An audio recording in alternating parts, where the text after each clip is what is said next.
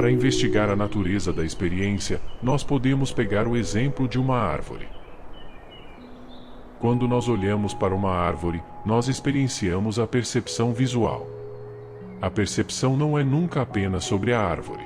A aparente árvore é sempre parte de uma percepção maior que envolve o espaço, o céu, outras árvores, e assim por diante. E essa experiência é incluída em uma experiência maior que pode conter pensamentos, imagens e sensações também. Então, a ideia de uma árvore remete a algo que nunca é experienciado como tal. Nós nunca experienciamos uma árvore da maneira como é concebida. O conceito árvore é uma abstração que é superimposta na realidade da experiência em si, independente de qual realidade seja. Nós não temos dúvidas que aquele algo, que é referido como uma árvore, está sendo experienciado, porém o conceito de árvore não descreve esse algo. Despojado de interpretações que a mente superimpõe na experiência em si, o que sobra é a percepção visual. A árvore vê a si mesma? A árvore sabe que é uma árvore. A árvore afirma que é uma árvore. Quem é que disse que é uma árvore? É a mente sozinha que faz essa afirmação. A árvore tem alguma qualidade visual inerente que é independente dos sentidos? Não. Ver pertence ao sentido, não à árvore. Qualquer um dos sentidos transmite suas próprias características sobre o objeto experienciado. Nós sabemos isso através da nossa própria experiência, porque o ver persiste quando uma árvore está ausente, porém a percepção visual da árvore não persiste quando a visão está ausente. As qualidades visuais da árvore pertencem aos sentidos. A visão, portanto, existe naquilo que vê, seja o que for aquilo que vê, mas não há aquilo que é visto. O que é visto existe naquele que vê. Porém, nós não temos dúvida que existe algo na nossa experiência da árvore. O que é esse algo? Qual é a realidade da árvore quando ela é despojada tanto das superimposições conceituais da mente quanto das superimposições perceptuais dos sentidos? Seja o que for, está inquestionavelmente presente e mesmo assim não tem qualidades objetivas. Seja lá o que for, está sendo inquestionavelmente experienciado. O que é na nossa experiência que é inquestionavelmente presente e ainda assim não tem qualidades objetivas? É a consciência, nós mesmos. Portanto, é a nossa experiência direta e íntima que a realidade da árvore é idêntica à realidade de nós mesmos, a consciência. Não existem duas coisas, o que é visto e aquele que vê, na nossa experiência. A realidade daquele que vê e a realidade daquilo que é visto é uma só substância, e essa substância é nós mesmos, consciência. Dessa maneira nós pegamos os objetos, como realmente eram, para nós mesmos. Na realidade, os objetos nunca saíram de nós mesmos. O que nós vemos é nós mesmos, a consciência, que toma a forma de ver para se tornar o mundo visual, que toma a forma do escutar para se tornar um som, que toma do saborear para se tornar um gosto, que toma a forma do cheirar para se tornar um cheiro e que toma do tocar para se tornar a textura. E ainda assim, nunca se transforma em nada mais do que ela mesma, consciência.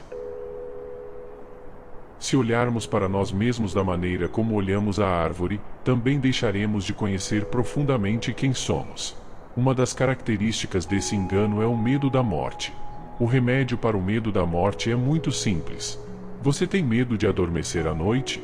Todos os seus pensamentos, seus sentimentos, suas ideias, seu nome, sua forma, seu mundo, tudo o que você sabe sobre si próprio, todo o conhecimento que acumulou, todas as suas esperanças, tudo vai desaparecer. E, no entanto, não só não teme o sono, como de fato, você anseia por isso.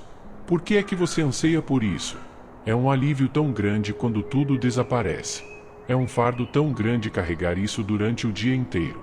É por isso que ansiamos pela paz do sono. É a sua experiência reiterada, de que quando você adormece, não deixa de existir. Tudo aquilo que carregava consigo, todo o seu conhecimento, ideias, sensações e percepções, dão a você um descanso. É por isso que é tão pacífico ali. Então, por que é que tem medo de morrer? Por que é que tem medo que esta coleção de pensamentos, sentimentos, sensações e percepções desapareçam? O motivo por que o tememos é porque investimos a nossa identidade em algo que vem e vai. Investimos a nossa identidade num objeto ou numa coleção de objetos, ideias e conhecimento e história e uma coleção de sensações que conhecemos ser o corpo. O nosso ser essencial de pura consciência confundiu-se com uma coleção de pensamentos e sentimentos, a tal ponto que não consegue mais considerar-se separado desses pensamentos e sentimentos. Em vez de pensar, eu tenho pensamentos e sentimentos, nós sentimos, eu sou pensamentos e sentimentos. Em vez de pensar e sentir que pensamentos, sentimentos, sensações e percepções são coisas que me visitam de vez em quando, e depois vão embora, deixando-me na paz da minha verdadeira natureza. Sentimos em vez disso, eu sou este monte de pensamentos, sentimentos e sensações, chamado este corpo-mente.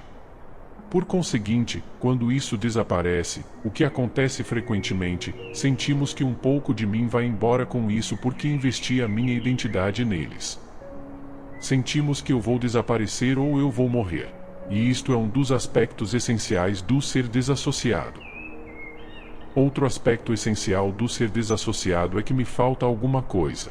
Porque um objeto nunca pode ser completo. Não existe tal coisa como um objeto completo. Então, sempre que nos identificamos como um objeto, sentimos não só um sentimento de medo, mas sentimos também que estamos incompletos. Medo e desejo são as duas atividades essenciais do ser desassociado. O sentimento de separação expressa-se como um medo de desaparecer. Em outras pessoas, o fator anseio e busca é mais forte que o fator medo. O remédio para esta situação é você saber o que essencialmente é. Vá para a experiência de estar consciente. E vê que essa experiência nunca te abandonou. Na realidade não há um eu que tem essa experiência. Aquilo é você. Isto é simplesmente a presença do conhecimento, a consciência de ser, ou a experiência de estar consciente. É exatamente totalmente constante na sua vida. Nunca acabou. Nunca foi para lado nenhum. É apenas quando deixamos isso misturar-se com a coleção de pensamentos e sentimentos, tão exclusivamente que não conseguimos mais distinguir a diferença entre eles, que então tememos desaparecer.